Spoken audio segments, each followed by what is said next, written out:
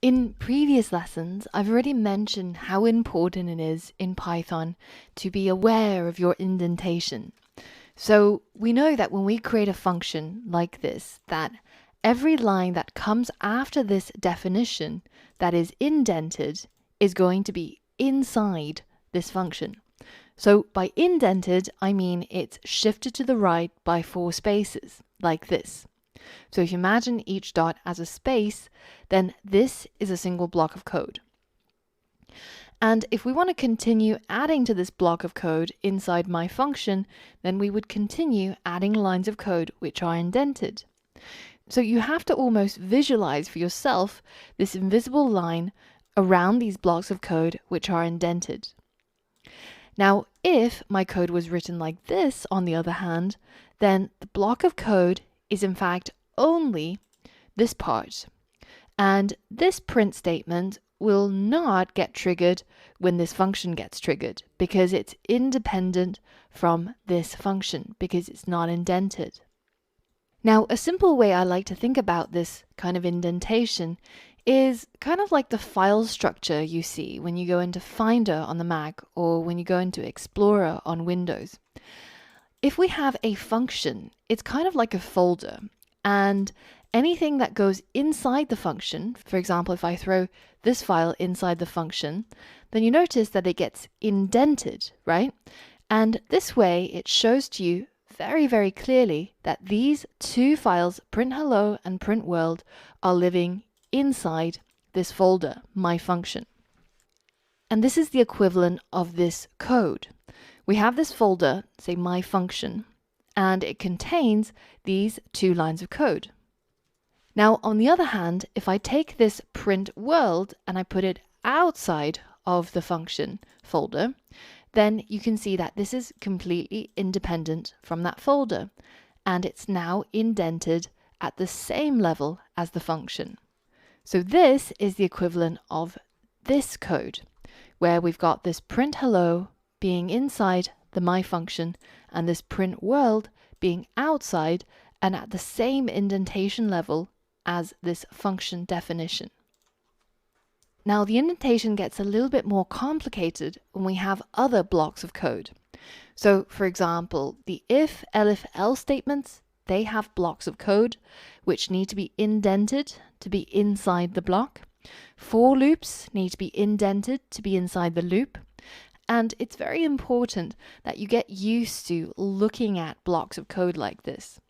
So for example, if we were to expand our simple my function and add a whole bunch of code into it, then we would have to indent all of those lines of code by 4 spaces, represented by the 4 dots here. Now, if we wanted to have another block of code inside this if statement, then this line has to be indented a further 4 spaces. So this is the function block, this is the if block, this is the elif block, and you have to be able to see all of this while just looking at the indentation. If we wanted to represent this, then it's almost like creating a new folder. Let's call it the if sky is equal to clear. And this if block goes inside my function, so it's indented.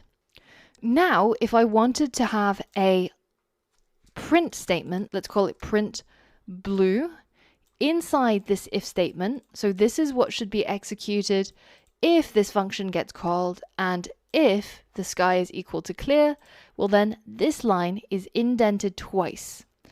And that is the equivalent of 4 spaces in our code, like this.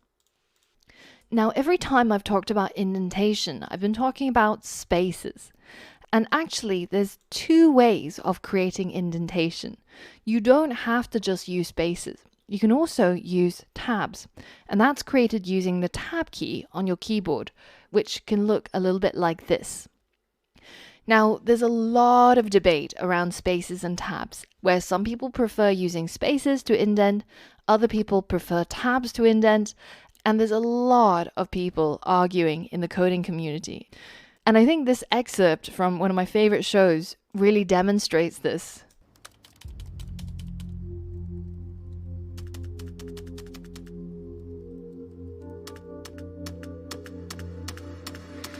Richard, what's wrong? Nothing. Nothing. Literally, it's all good. Come on. Oh my God. I'm sorry. Your roommates are right. You really hate spaces. No. I don't. It's not hate. Hate's a strong word. Truth be told, I do have a slight preference for tabs, but that's only because I'm anal and because I prefer precision. Well, not to pick a fight here, but if you really care about precision, wouldn't you use spaces? But whatever. Once it goes through the compiler, it's the same thing, right? Yeah, technically, yes.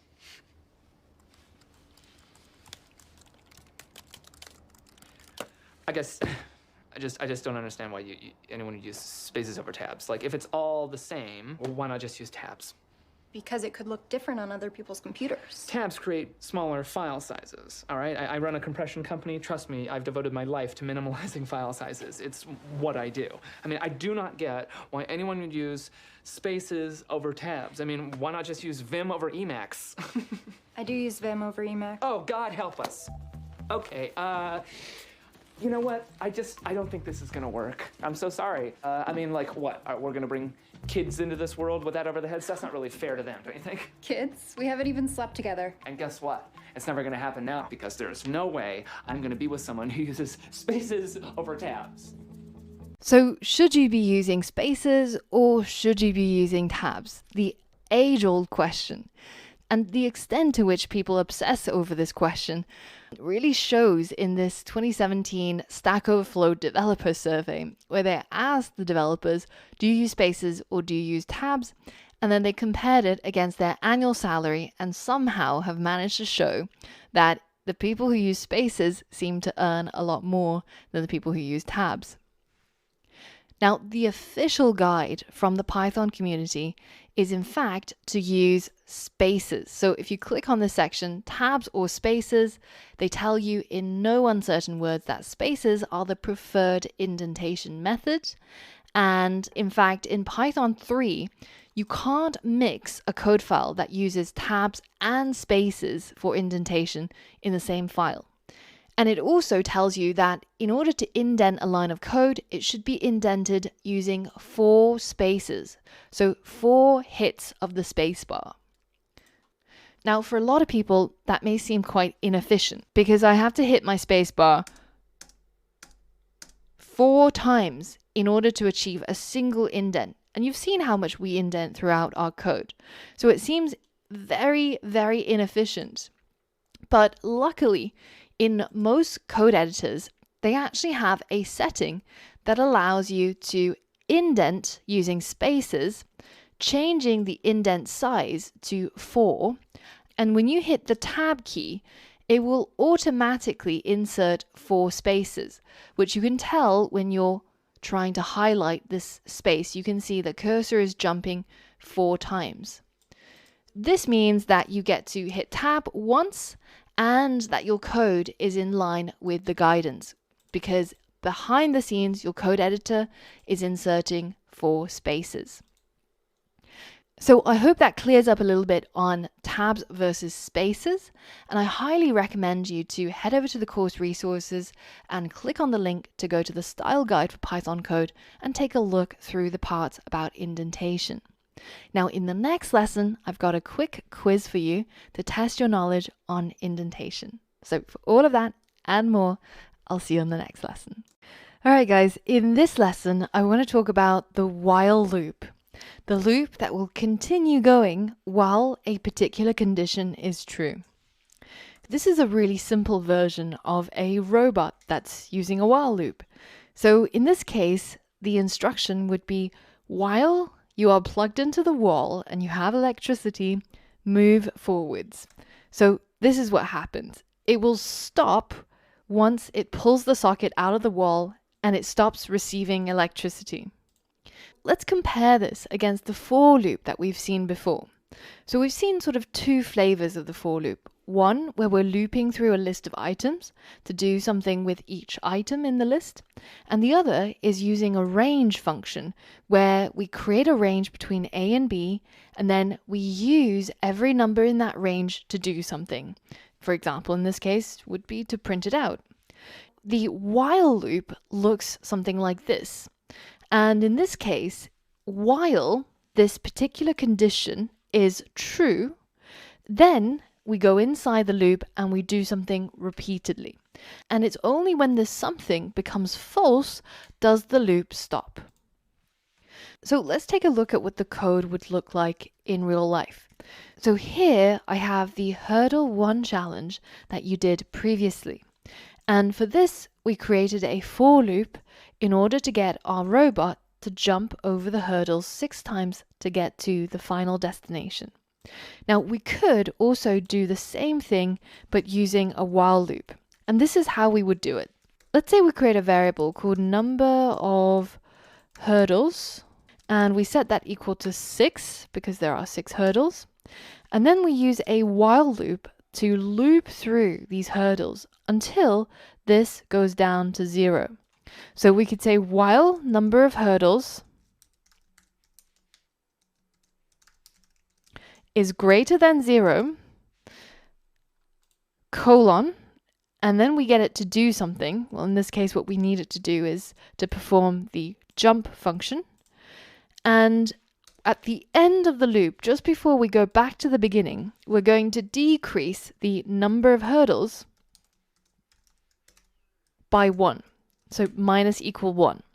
So now let's go ahead and delete this version using the for loop. And in order to better visualize what's happening here, I'm actually also going to add a print statement to print that variable. So now let's step through this. And the first time we enter the while loop, number of hurdles equals 6, 6 is greater than 0, then that is a go-ahead to jump into the loop and execute these 3 lines of code. So now we go in and it performs the jump function. And then once that's done, it comes back, goes on to the next line. Number of hurdles minus equals 1, so 6 should become 5. So now when it executes this print function, we should see 5 printed. So let's move this little pop-up away on the side. And let's keep going. So now it's gone back to the beginning of the while loop and it's testing this condition once more. Is the number of hurdles, 5, still greater than 0? Well, so if it's true, then it goes into the while loop again and performs all of those lines of code.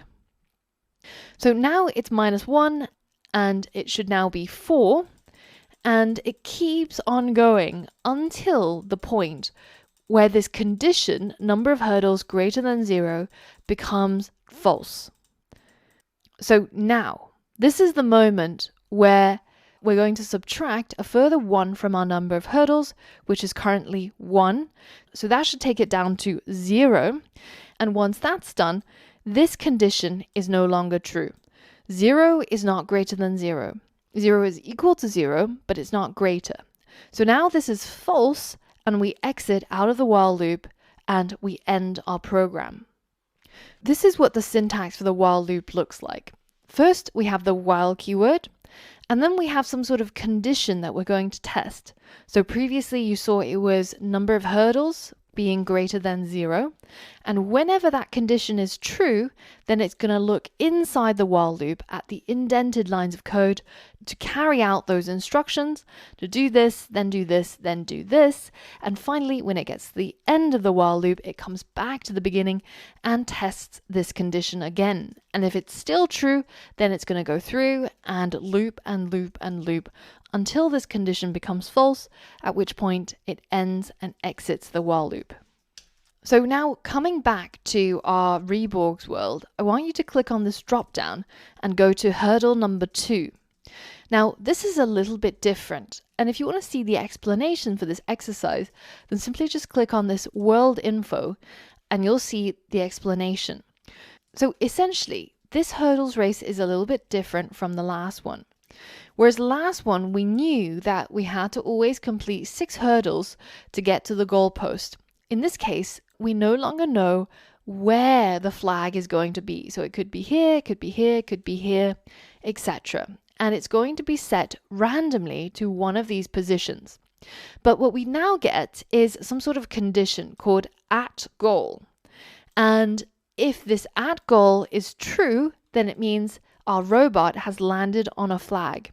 But if this at goal is not true, then it means that it's not yet reached the flag. So we can use our knowledge of while loops as well as this condition to use our code that we had from previously to get our robot to complete this hurdle race. So you should still have the code from the previous challenge up, and all you have to do is to think about how you would create a while loop so that when you run this program and the flag is set randomly, so this time it was set to be here, but the next time I run it, you can see it's now set here. It doesn't matter where the flag is, your robot should be able to detect if it's at a flag, if it's at the goal, and if it's not, then it should continue jumping. Pause the video quickly and see if you can complete this challenge, and then come back and we'll walk through the solution together. Alright, so the first things first, we know that we're going to need to use a while loop. And the condition that we're going to be testing for is this one, at goal. This condition can be true or it can be false. And basically, we're looking to see while at goal is not equal to true. So while our robot is not at the goal, then we want to perform the jump function. So we're going to jump for as many times as is required until this at goal becomes true. Another way of expressing this at goal is not true is to say while not at goal. So this is what they mean by the negation of this condition. Either way of testing this will work. And now if I hit run, you can see that even though we only need to perform 1 hurdle, as soon as our robot gets here and it checks that at goal is true, then it will stop this loop. But if our loop goes on for much longer, say the goal is over here, then once it reaches here and at goal is still false, then it's going to continue jumping until at goal becomes true. So that required a little bit of mental jujitsu, I think, because this entire condition has to be true, but this at goal is actually going to be false until the moment where we reach the goal. So by adding this not, we effectively flip this at goal. So if it was true, it becomes false. If it's false, it becomes true, in order to continue jumping while we're not at the goal. I prefer this particular type of syntax because it reads more like English. While not at goal, then perform jump. And if it is at goal, then it will stop. And one of the things you might be wondering right now is, so I've learned about the for loop and I've learned about a while loop, and if I can use both of them, why would I choose one over the other? When would I use a for loop and when would I use a while loop? Well, what I would tend to say is that for loops are really great when you want to iterate over something and you need to do something with each thing that you're iterating over.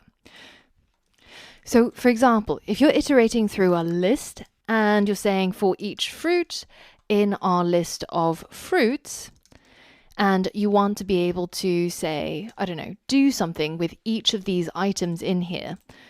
For instance, it can be as simple as just printing it. Well, then this will require a for loop. You can't do this very easily using a while loop. Now, similarly, we've used the range function, right? So for range from 1 to 6, print each number in the range. Well, this, it's also easier to do with a for loop. Now, you want to be using a while loop when you don't really care what number in a sequence you're in, which item you're iterating through in a list, and you just simply want to carry out some sort of functionality many, many times until some sort of condition that you set. And this is also a good point to mention that while loops are a little bit more dangerous than for loops. Because in for loops, you're setting ahead of time how many times something is going to run. It's going to stop once it reaches the end of the list of items in this case, and it's going to stop once it reaches the upper bound of the range in this case. But for while loops, they will continue running until this particular condition switches to false. So if you have some sort of condition that actually never becomes false, well then your while loop becomes something known as an infinite loop. Because let's say that our while loop tested while 5 is greater than 3, then carry out these 3 lines of code. Well, 5 is always going to be larger than 3. Until the end of time.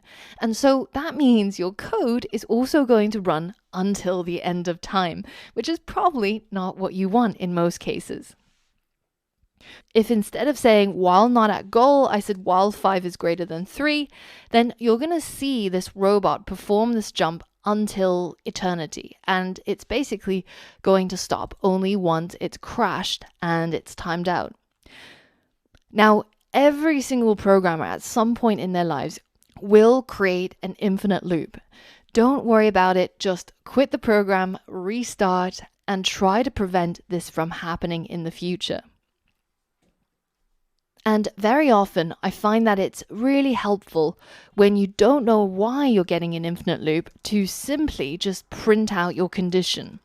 So in this case, if I printed out 5 greater than 3, then it's always going to print true. And it's never going to become false, basically. In the next lesson, I've got more exercises coming up for you, namely hurdles 3 and 4. So head over there and put what you've learned about while loops into practice. Alright guys, it's time for yet another coding challenge, and this coding challenge is going to put into use what you've learned about while loops, while also testing some of the previous knowledge you got on functions. So I want you to head back to Reborg's world and change to hurdle number 3, and take a look at the premise for this particular race. Essentially, what's happened this time is that the wall placement has become random. So let's say we restart this game. You can see that in this case, there's a wall here, one here, one here, one here. There's 4 in total. But if we try a different version, then you can see that there is different wall placement each time. Not only do we know where the wall is going to be, we also don't know how many walls there will be. So code such as what we did before using a for loop telling our robot to jump 6 times is not going to work. And instead, we're going to have to use the conditions whether if front is clear, or whether if there's a wall in front, or whether if we're at the goal, and also their negations. So not front is clear, not wall in front, not at goal. See if you can use what you've learned about while loops, as well as your previous knowledge on if statements and functions to complete this challenge. When you have written the correct code, no matter what kind of wall situation or hurdle setup they have, it should always be able to get to the goal.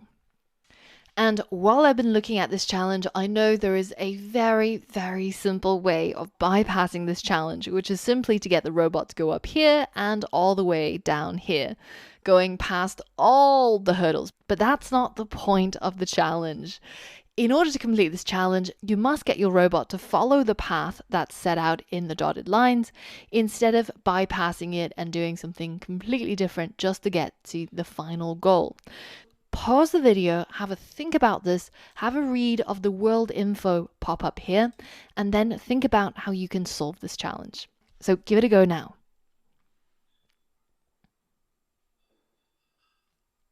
Alright, so essentially, if we don't know where the walls are going to be, then we have to test to see if there is a wall in front or if there is no wall in front. And if there is a wall in front, then we're going to jump but if there's no wall in front, then we're just going to move forwards. And we're going to do this and test this for as long as we're not at the goal. So we're going to need a while loop that's very similar to our previous while loop that I showed you in the demo. While we're not at goal, or rather while this particular condition is not true, then we're going to repeat and loop some lines of code. The first thing we're going to do is we're going to use an if statement to check whether if there is a wall in front. So I'm going to say if wall in front. If this is true, then I'm going to perform the jump function and get it to jump over the wall. But if there is no wall in front, so namely else, well, in this case, we're simply just going to move forwards. And because our jump function is always going to get us to face the right way, which is this direction here towards the goal, then this move forwards by 1 function is always going to take us in this direction. So let's take a look at this code and let's step through it step by step. So the first thing we're going to check is, are we at the goal? At goal is going to be false, so not false is going to be true. So while this condition is true, we're going to carry out all the lines of code inside.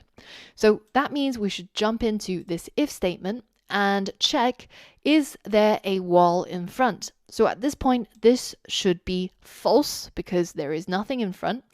So it should bypass the if statement and it should go to the else statement, in which case it should move forward by 1 step. So that's the end of one loop, and we go back to the beginning. Are we at the goal yet? Nope, we are not. But now when we run into our if statement, this check should now come up as true because there is a wall right in front of our robot. So in this case, it's going to go into the if statement and perform the jump function. Wow, wow, wow. Now, our jump function that we defined previously actually gets us to move forwards by 1 step first before we actually hurdle over this wall. So in this case, if we try to do the same thing, then it's actually going to hit our robot into a wall.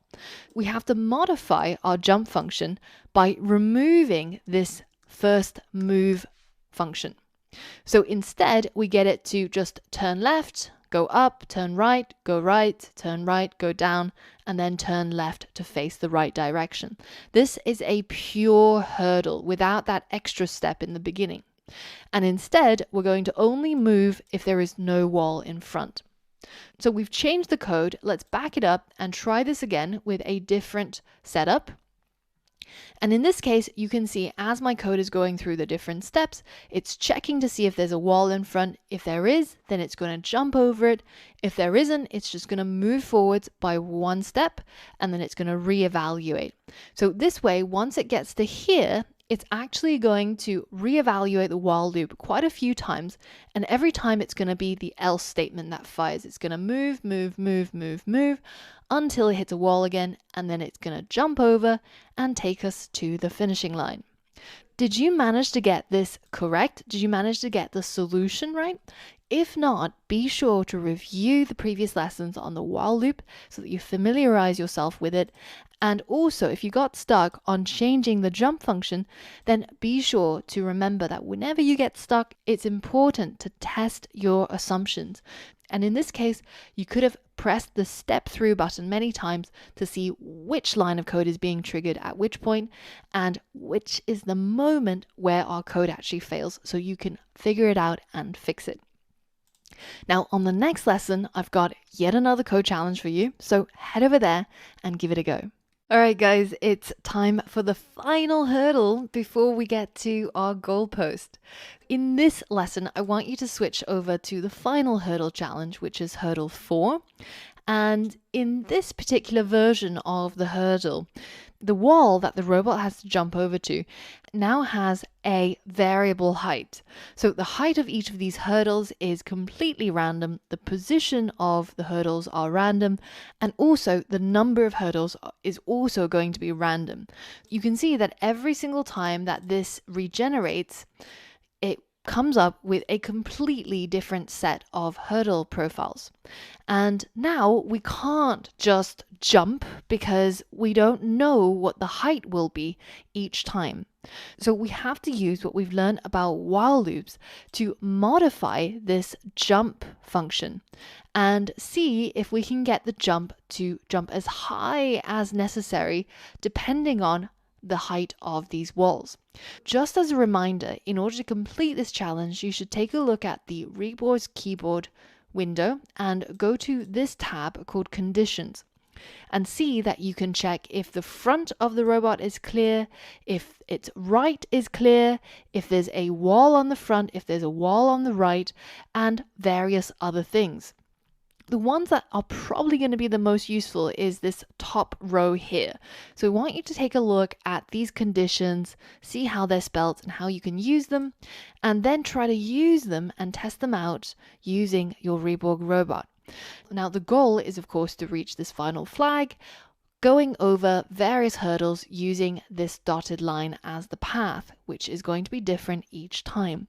Just as a head up, this is going to require you to modify this jump function, have a serious think about it because it's not easy, and you're going to need to use more while loops to achieve this and outcome, and try to see if you can solve this challenge in the least lines of code possible.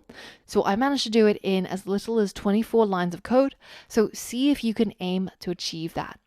Pause the video now and give this challenge a go. Alright, so the key difference between this particular hurdle and the previous version is that the height of the wall is now random. Instead of just jumping over one square where we turn left, move, turn right, move, we have to now see if the right side has a wall or if it's completely clear. Now, in this case, what I want to happen is I want to turn my robot to the left first of all, and then I want to check if there is a wall on the right. So I can use this condition, wall on right, to achieve this. And if that is true, then I want to continue moving forwards until there is no longer a wall on the right, in which case I'm going to turn right, and then start going down. So let's modify this jump function. We definitely need the robot to turn left, but after it turns left, we're going to use a while loop to say that while there is a wall on the right, then in this case, we're going to move forwards. So we're going to go up in this direction basically because we've turned left already. Let's test this out and let's run this code. You can see in this version of events, my robot is going to keep going until the very end of the screen. This is not what we want.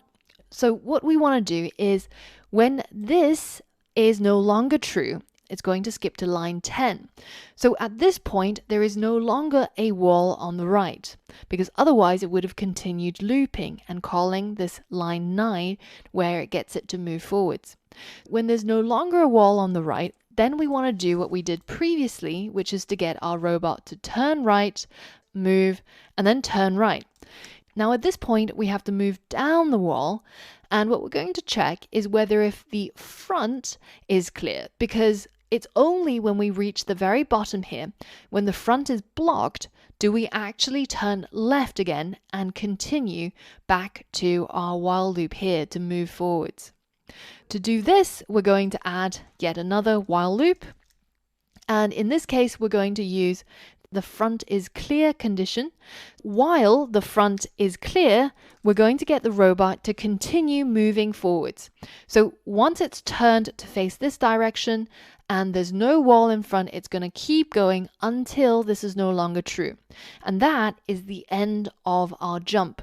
So now we've basically modified this jump function to take into account all of these new things, such as while there's a wall on the right, then continue moving upwards, while the front is clear when it's coming down, then continue moving downwards.